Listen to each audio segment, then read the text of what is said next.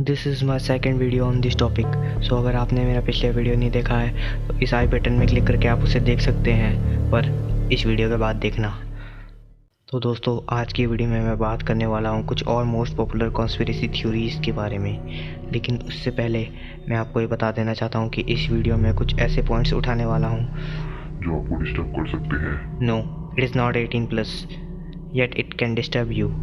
तो पहले डिस्क्रिप्शन पढ़ लें, फिर इस वीडियो को कंटिन्यू करें। So stay tuned. तो स्टार्ट करते हैं हमारे पहले फैक्ट से।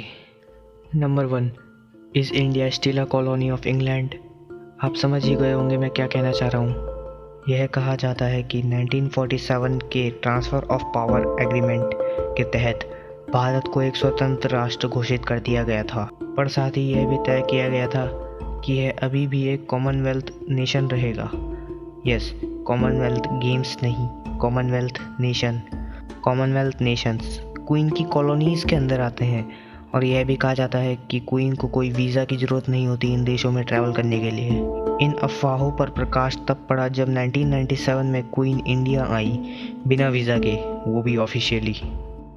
आईपीसी के आर्टिकल 147 यह कहता है कि इंग्लैंड आज भी भारत को कैप्चर कर सकता है। अब ऐसा क्यों, वो मैं आपको स्क्रीन पर दिखाता हूँ। इसका मतलब शॉर्ट में यह है कि इंडिया अभी भी ब्रिटिश पार्लियामेंट और ब्रिटिश कोर्ट के कंट्रोल में है। तो कॉन्स्टिट्यूशन के आर्टिकल 147 के अकॉर्डिंग सुप्रीम कोर्ट के जजेस को ब्रिटिश कोर्ट के ऑर्डर का पालन करना होगा।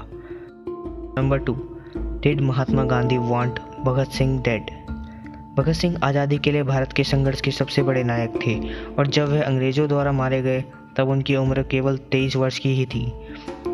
यह माना जाता है कि महात्मा गांधी इस मौत को रोक सकते थे, पर उन्होंने ऐसा नहीं सोचा क्योंकि उन्हें भगत सिंह के हिंसात्मक तरीके पसंद नहीं थे। पर यह सब भगत सिंह की बढ़ती पॉपुलैरिटी के कारण था। हम सब जानते हैं कि महात्मा गांधी आज कितने पॉपुलर हैं, पर कोई ये नहीं जानता कि अगर भगत सिंह उस दिन शहीद न हुए होते तो आज ये देश जल्दी आज़ाद हो चुका होता। क्योंकि भगत सिंह के कारनामों ने अंग्रेज सरकार को घुटने टिकवा रखे थे और वो ज़्यादा देर नहीं झेल पाते। कुछ थ्योरी का दावा यहाँ तक जाता है कि महात्मा गांधी डायरेक्टली इन्वॉल्व थे उनके इस मर्डर और उनकी अरेस्ट में, क्योंकि वो महात्मा गांधी के आंदोलन के लिए खतरा बन चुके थे। लेकिन हमारे देश को चूड़ी पहनकर बिठवा कर जो महात्मा गांधी ने पाप किया था, उसके लिए हम उन्हें तोहफा देते हैं, नोटों पर उनकी तस्वीर लगाकर। Number 3, mysterious death of Lal Bahadur Shastri. India के second prime minister Shri Lal Bahadur Shastri की मृत्यु ताशकंद रशिया में हुई थी, ताशकंद ट्रीटी साइन करने के एक दिन बाद। फैक्ट की बात यह है कि जो उनकी मौत का टाइम था वो उनकी डेथ को और मिस्टीरियस बना रहा था। ये उन पे अटैक होने का डाउट क्रिएट कर रहा था कि उन्हें जहर देके मार दिया गया होगा। जब उनके साथी भारत वापस आ रहे थे तो उनकी जो बोतल थी, थर्मोस फ्लास्क, वो मिसिंग थी, जिससे कहा जाता है कि उन्होंने आखिरी बार पानी पिया था, जो कि इस घटना को और भी ज़्यादा सस्पिशियस बनाता है। इनकी डेथ की बहुत सारी मिस्ट्रीज़ हैं जिन्हें अगर मैं इस वीडियो में कवर करने लगा तो वीडियो बहुत ही ज़्यादा लंबी हो जाएगी।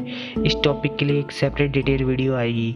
तब तक अगर आपको इस फैक्ट के बारे में और जानना है तो इसके ऊपर एक डिटेल मूवी बनी है, बहुत अच्छी है, the Tashkent files, must watch it. Number 4, did a nuclear bomb testing cause the tsunami in 2004? Conspiracy theorist का मानना है कि 2004 में इंडिया एक न्यूक्लियर बॉम्ब का टेस्ट कर रहा था, जिसके कारण एक अर्थक्वेक आया, जिसके चलते इलेक्ट्रोमैग्नेटिक वेव्स जनरेट हुई, और इसके कारण कोस्टल एरियाज़ में मल्टीपल सुनामीज उठी और हज़ारों लोगों की जान का सौदा हो गया। ये टेक्निकली पहले ही प्रूव हो चुका है कि वर्ल्ड वार के टाइम न्यूक्लियर बॉम्ब्स को सुनामी लाने के लिए प्रयोग किया जाता था, जिसे हम यूएसए और न्यूजीलैंड के इंसिडेंट से भी याद कर सकते हैं। इजिप्शियन मैगजीन अल ओज़बुआ का मानना है कि 2004 में इंडियन ओशन में जो अर्थक्वेक और सुनामी आई थी वो एक न्यूक्लियर हथियार के कारण आई थी, जो कि समुद्र के अंदर सोची समझी साजिश के कारण था।